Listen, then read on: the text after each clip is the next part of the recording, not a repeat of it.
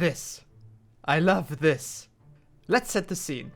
In the final battle of Return of the King, the battle at the Black Gate, Aragorn suddenly gets in a fight with a troll. This fight doesn't go very well. Aragorn gets eventually trapped under the troll's foot, and the only thing that's left for him to do is to draw his elven dagger and hack at it, shortly before the destruction of the ring saves him. Now, a little behind-the-scenes fact that is not as well known as this, or this,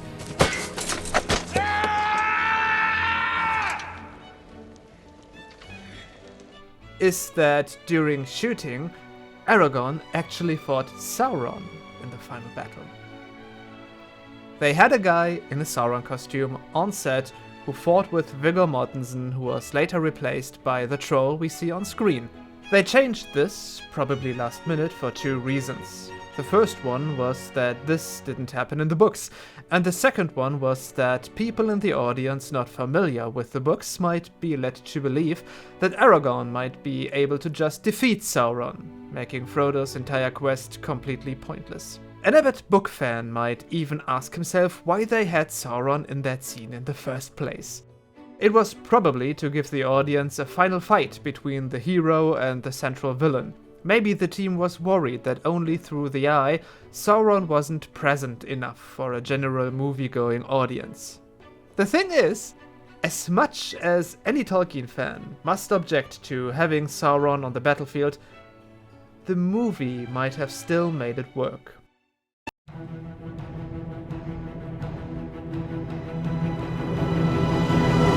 Let's go back a few thousand years. The elven lord Fingolfin rides alone to Angband, the realm of the Dark Lord Morgoth, and challenges the Dark Lord himself to a duel. Even though he is by far the most powerful being in Middle-earth, Morgoth is the cowardly kind. He usually dwells deep within his fortress and never goes out himself, leaving all his dirty work to his orcs, balrogs, dragons, and his first lieutenant, Sauron. But when an elven lord presents himself like that, he can't resist. So he accepts the challenge and they both fight for a long time. But as powerful as Fingolfin is, he can't beat a creature that has once been one of the great Valar who have shaped the world into what it is now. Morgoth manages to put him to the ground and holds him there by stepping on him with his foot. But in his last moment, before Morgoth can deal the final blow, Fingolfin drives his sword deep into Morgoth's foot, and it hurts him immensely. And even though Fingolfin died, Morgoth would never be able to walk straight again, as he was limping for the rest of his existence.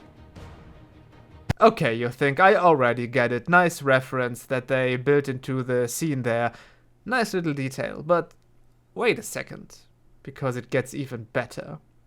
Because one of the ground pillars of Tolkien's worldview was that history repeats itself.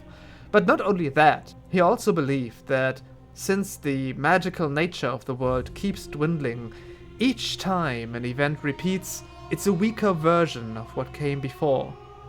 Tolkien basically believed that everything happens again, only lamer this time. You can see that in many instances in Tolkien's writing, most notably the parallels between Beren and Luthien and Aragorn and Arwen.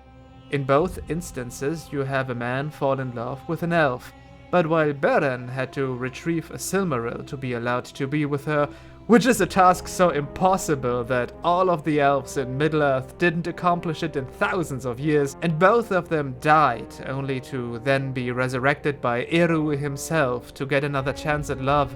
Aragorn just had to become King of Gondor and unite the realms of men, which is still a monumental task, but you know, not literally impossible.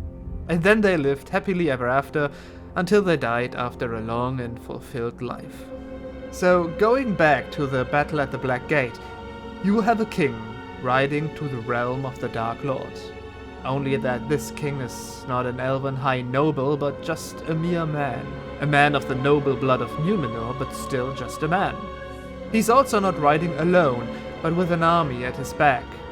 The realm of the Dark Lord is the still imposing Mordor, but it ain't quite Angband.